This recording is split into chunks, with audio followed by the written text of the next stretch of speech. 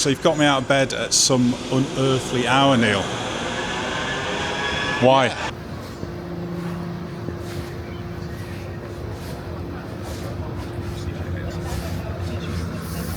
Yeah, we're just off to somewhere we've been before, a really quirky record store, aren't we, Neil? We are, a very quirky record store, and there's a lot of interest in the store that we visited. So I'm very excited about going back again.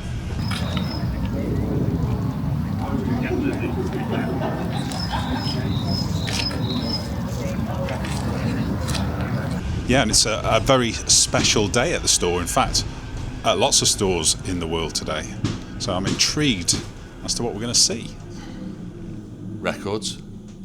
Hopefully. People. Hopefully. Hopefully coffee, because I could do with coffee actually. Yeah, I'm in need of coffee at this time of day. So yeah, well, let's see what we can find. Yeah, looking forward to it.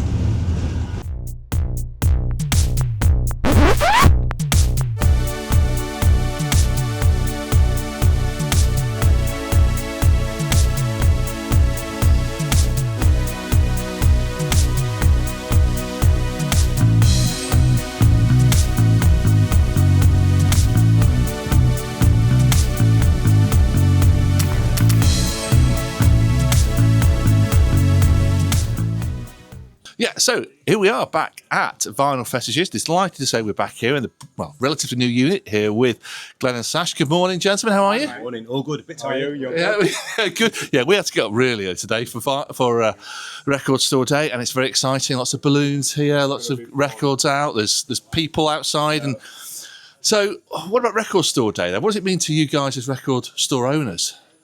Everything. It's the biggest day of the year. It's like Christmas for us. It's such a good day.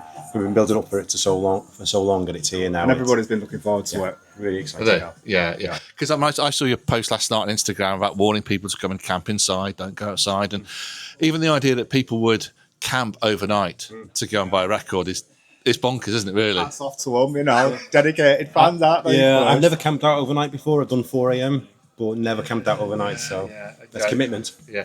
Oh, and what do you think are the particular highlights of this year's list of Record Store Day? There's quite a few in there. It's a big pop year. So Selena Gomez, Ethel Cain, Wicked, Madonna. Indeed, of course. Yeah. I think they'll fly off. You think so? Yeah. You think so? Yeah. And is that because what people have been saying as well? Have they given you a little hint? Yeah. So how does it work for you? Do they give you a little nod in advance of what they're looking for, and then you'll order that in? List up, didn't we? Yeah, exactly. The list's released for the general public in February, and then we have a form on our website asking people to get it out. Of course, after the date has passed, they always still continue asking us if we'll get those in. So we let a few people down, but we've got most of it in. Yeah. So they're going to be Well, you'll see, won't you, very shortly. I'll just hide under the table. Just look. Even just have a look at the queue of people outside us here as well, Gary. This is incredible. It's barely 7 o'clock in the morning on a Saturday, and you actually got to hope they're here to buy records and not to get the nails done or something, or get their hair. Because they're doing an early bird special. But we know you're going to be really busy. We're really grateful for you to let us come and watch this in operation. Just hope it goes really well for you as well. Cheers. Much.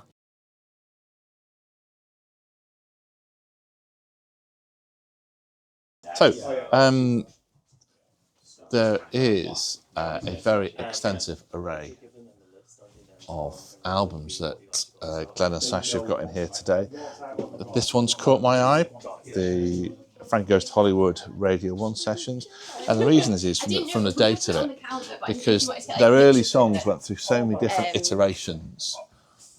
Particularly something like Relax, which was recorded by the band, recorded by the Blockheads as a backing band before Trevor Horn really sprinkled his magic fairy dust all over it to create that absolute banging single that it became. So just to hear the journey of a band on the run. I'm a big fan of Haim, so I'm really quite curious about that. I think the Corinne Bailey Ray one is a fascinating one, again, because of she's really enjoying a bit of a moment over the course of the past couple of years, but that's, I suppose, from one of the earlier iterations of her musical career as well. But one that actually I think really curious is this one. Again, it's actually the link here with the Frankie Goes to Hollywood because of link between Pete Burns, Holly Johnson, big in Japan. Obviously, of course, we did an early episode at Probe Records at Liverpool where Pete Burns worked in the late 70s. And I've no idea what Dead or Alive would have sounded like live as well. So that's, and I wonder how many people would be aware of them and would want that as an album. So it's really interesting that has been released. Maybe that's one of the positive things about Record Store Day, isn't it? That you get some real curios that are brought to market that otherwise people wouldn't get a chance to buy, maybe not even to listen to.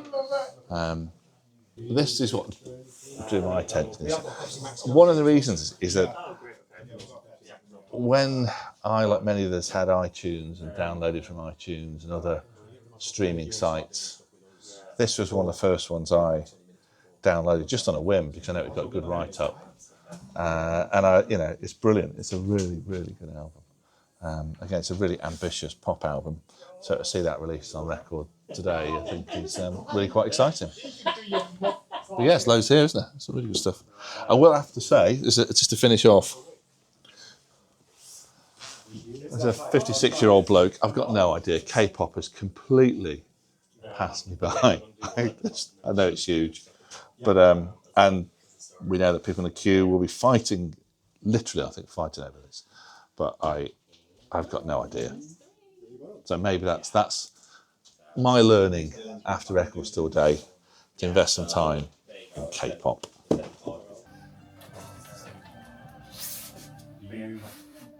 So here we're at the front of the queue with Amelia. Good morning, Amelia. Morning, how are you? I'm very good. And well, I probably should be asking, how are you? Because you got here at a ridiculous time, didn't you, really, to buy a record? Yeah, I got here at 6 o'clock last night. So I've been here for like just over 13 hours now. It'll be 14 by the time they open the store. And where have you travelled from? Literally, I live in Manchester, so I don't sound like I do, but I live in Manchester. Yeah, that was what's lying behind the question. And have you got your sort of tent and your blankets? No, I put everything away in the car, but I had like a camping chair, I had a bench to put my feet up on, nice big warm coat, and like lots of layers, which I've like sort of taken off now. Okay. And that's the most important question. What are you here to buy? Taylor Swift. I'm a massive Swiftie, so definitely Taylor. We sold out of that one, haven't you, Glen? Yeah, sorry about that. Yeah. They did play a prank on me earlier in the week where they said that she'd turned up damaged. No, that was Taylor. Did you not see that in the Evening News? Really, she needs so much help. Yeah. There was a slight bit of Swiftie panic, but I've been reassured that they've turned up fine. So Taylor, Olivia Dean, Charli XCX. There's quite a few on my list. I've got it all in my pocket, ready to go. You are planned. Yeah, and K-pop Demon Hunters. The pressing is just absolutely beautiful. So I'm a sucker for a beautiful pressing. So I want that one too. And you mentioned Olivia Dean then. Do you have tickets to go and see her? Yes, next Saturday. I'm so excited. We're standing. So I think it might be another long day of queuing to try and get a good spot.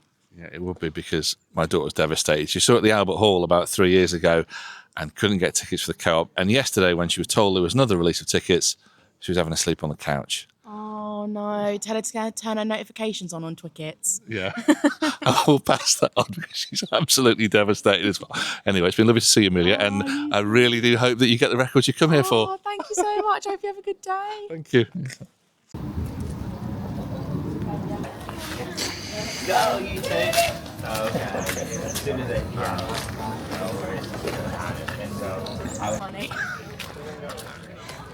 Like literally so much. So, Amelia, you're first in the queue. You were here 3 days ago. As a Sherpa, and was it worth it? Let's see what you bought. Right, I've got Olivia Dean. So excited about this one, and she's the Record Store Day ambassador this year. Charli XCX, Party for You on a 7-inch. My absolute fave, Taylor. I was so excited to just physically get this and hold it in my hands. So super, super excited about this. And I am wearing my Eras Tour t-shirt. You can't see it, but I've got it on under the jumper. Would now be a time to flex and say, I saw it in LA on the Eras Tour. Shut up. Yeah, no, sorry, we'll just get that in. Yeah, we did. Wow. Anyway, so it's your day, don't worry. Very jealous about that one. We've got Selena Gomez. This is gorgeous, this pressing. Beautiful, yeah. Madonna, the Confessions Tour. absolute icon alert.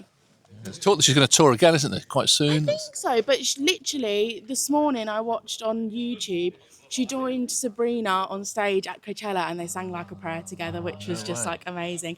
We've got K-pop Demon Hunters. The pressing on this, I wish I could show you because I haven't opened this yet, but it's absolutely beautiful. So that's why I wanted this one. We've got Confidence Man. He's a cool guy.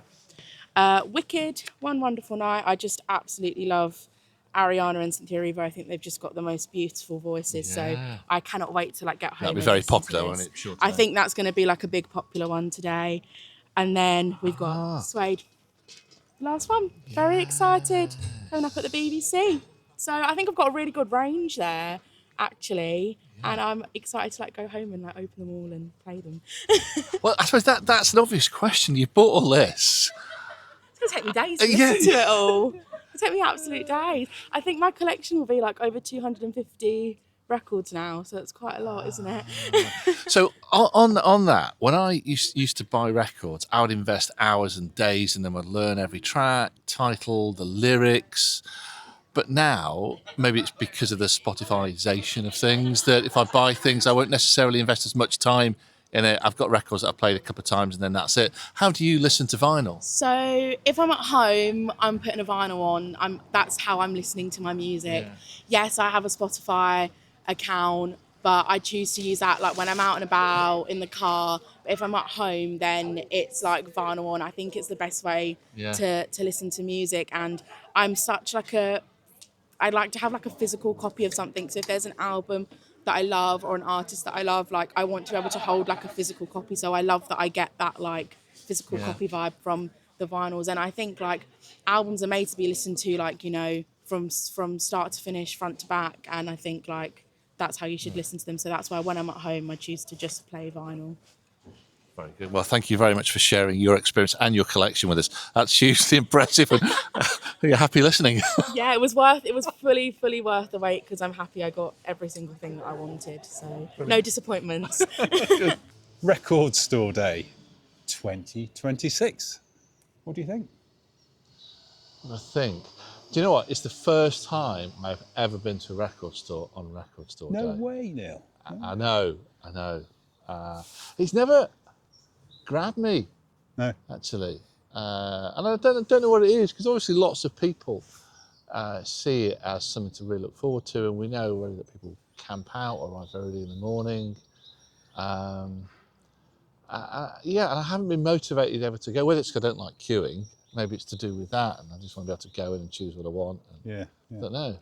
Have you been before? I have, yeah. A few years ago, I went to Manchester Piccadilly Records, which, I enjoyed. There's a few items on the list, but I was a little bit disappointed at the end. I didn't really get what I came for. But I think it's about the experience. There's a bit of a vibe, good atmosphere, supporting those independent record store. And in some respects, it's not the end of the world if you don't get what you want. It's the experience. I think if you've camped out the night I'd be before. disappointed if I'd camped out. I know we've just spoken to Amelia. She got what she wanted. Yeah, and more. And more. But I think it's the whole experience. I have to say, this year's list, there wasn't anything that really grabbed me. But we're going to go back in a minute, aren't we, to have a bit more of a look once the queues died down. But I think broadly speaking, that you can categorise it as there's kind of reissues which don't really excite me, just plain old reissues. Then there's the kind of collector's items where you've got coloured vinyl or picture discs, and then you've got some things that haven't been released before. I quite like those, like live recordings that you can't get on Spotify. The only way to get them is that reminds me a bit of being at university, and there'd be always a guide pitch up every week, Students' Union, with bootlegs. Yes. That you might invest in one or two, and some of them would have been atrocious, Not even sure that any gig, let alone the gig you thought you paid for. And I suppose it's feeding into that a little bit, isn't it? You're sort of buying an experience or different versions of songs. And like you, the stuff that's not been released yet, I mean, it's not that exciting. I mean, for example, the big one, I'm tempted to shout Park Life. after them, but I won't. Is like the Taylor Swift single, Elizabeth Taylor. Well, it's not a re-recording of that song, which is otherwise on the album. Yeah. And I'm not sure I'd want to queue to go and buy that, no matter how good it is. I'm not sure there's anything particularly collectible. Is it just that you're getting it before everyone else? Is that? I know. I think the people maybe who go to the record store day events might be different to us, because we visit record stores all through the year, and I don't know. Maybe the people who go to these, it's a one-off annual experience. They go for and spend their money then. I don't know, because Amelia came across as someone who So I think there's a broad section of people who go there, but it's very much about the experience on the day for me. But I do, when I go through a record store, I quite like the discovery element. If I see a list of what's available before I go, I don't know, maybe I'd misses some of that Spontaneity. Exactly, yeah. I think we've said before about sometimes the most pleasurable purchases are the ones that we didn't think we knew existed, needed, or thought we were going to buy. I was actually, I have not been before, surprised that pretty much everyone in the queue had their list. Yes. Can't deviate from the list.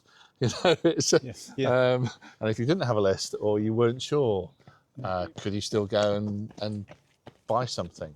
So it's just a different way of buying records. I'm not saying that's intrinsically bad, because it's clearly a big day for the records shops themselves, isn't it? Yes, and I think supporting the stores in any way, whether it's today or any other day, is the main thing. And if they make a good bit of revenue off today, then I think that's only a good thing. And there's definitely the demand there. I think something is around the scarcity of the records available. There's limited numbers of pressing, so there is that element of, not many people are going to have that item to it. Yeah, it's funny, because there was a piece that David Hepworth did on Instagram around collecting records versus just having them to listen to. And his line was, well, why is it important to have the first pressing, to have something that's collectible? Well, actually, you're going to get the record if you want to listen to it.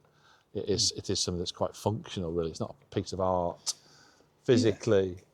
And I think there is something to it. It's quite nice to have something that there might be the odd thing that's of limited pressing. I think so. Particularly if it's something that then is deleted.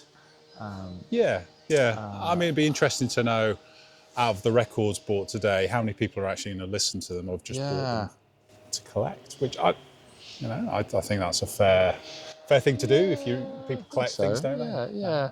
If there's something there that otherwise wouldn't be available. I mean, like we talked before about the sort of things that piqued our interest, and one of the things I talked about before was, so Frankie Goes to Hollywood BBC sessions from the 82, 83. There's an OMD vinyl, isn't there, of things that haven't previously been recorded. Those things might be interesting to hear that otherwise haven't been in the public domain. It's interesting, obviously, it's nearly 20 years old, isn't it? It was 2008. That's right, It was first set up in the US. And across here, there's only limited sites. So it's clearly been worth doing. I think one of the... there are a number of issues, I suppose, that people have with it.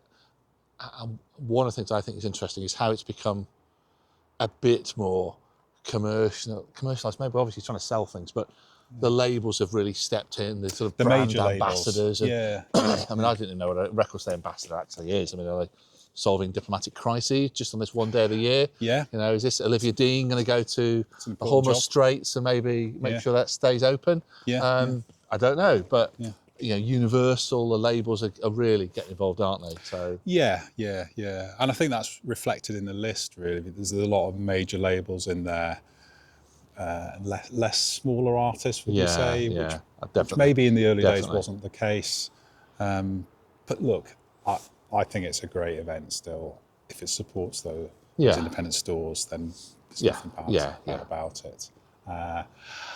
And I'm quite looking forward to going back once that queue's died down, just to see what's left. Let's get another flat white and join the queue, and hopefully, I hope it isn't just K-pop left, because I'm not interested in that at all. But I hope there is something there that will be. Sure, there will be, and even if there isn't, I think I'll have a look at their selection that they've got, on the shelves anyway. Yeah, we're supporting the store at the end definitely. of the day. They've got. We've said before they've got a really big focus on pop, and you don't see that reflected too often in some of the other independent stores, do you? For all sorts of reasons, and I think that's quite refreshing. And we know we go in there, we're probably going to buy something that maybe we wouldn't see anywhere else. So that's right. Yeah, I'm looking forward to joining the queue in the rain. Yes, it's just started raining, and I think we better move on before we get wet or trip someone up who ends up in the canal. Oh, the pusher. The pusher. I'm not the pusher. The canal pusher. Neither of us are. Well, I don't know. But anyway, that's another. Yeah, let's get back. Let's get back. Let's go. Yeah.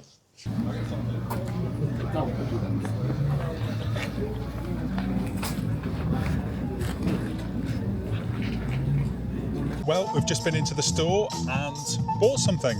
Surprise, surprise. What did you get, Neil? So, I'd said this was one I was interested in. The Radio 1 sessions, Frankie Goes to Hollywood, very, early on in their career, so a good year to 18 months before they hit pay dirt with Frank Relax. So I was intrigued by this as something of a curio.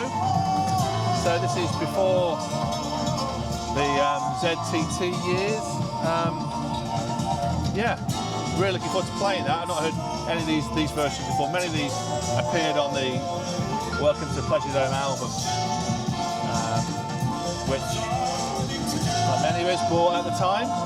So yeah, looking forward to that. What about yourself? Yeah, so unfortunately the items on the list that I really was after, they were sold out. I know. Devastated. Olivia Dean, I was told to get that. Yeah, gone. The OMD album was really what I was after, but unfortunately gone. But I couldn't leave empty-handed, so I managed to pick up this album from 2022 by Bjork, Fossora, or however you want to pronounce it. But I remember it's a great album at the time, and I haven't got it on vinyl. And it was there in the shop staring at me, limited edition turquoise vinyl. So I'm really looking forward to playing that. But yeah, it just shows you support your store, you don't have to get something off the list. So as you can tell, probably hear the DJs fired up. It's a bit of a party atmosphere. It's firing, in our direction. And it's a bit of a party atmosphere. What do you say? What parties do you go to? Yeah, someone on the scooter. But I think you made a good point though. It is about supporting independent record stores, which we've always tried to do, haven't we, within the YouTube channel. And one of the things I think that is lovely is that Glen and Sash, they took a punt in opening their first store, and it's been so successful. They've worked really hard to make it what it is, and they've opened a great bigger store around the corner from where they were. And if you've not been, you should get down and try it out, because it's a cracking little record store. It is an amazing location as well, isn't it? It's just a little bit different. Yeah. There's some great stock in there as well. So yeah, I'd really encourage you to get down to Vinylfetishes, and we'll show you where it is in the show notes. And check out our earlier episode as well. Yeah. Where we went into the store. Relax and watch it and enjoy it. Yeah. And hope you enjoyed your record store day purchases if you got any. Would love to find out what you bought, so put something in the show comments, and please subscribe to the channel. Until next time.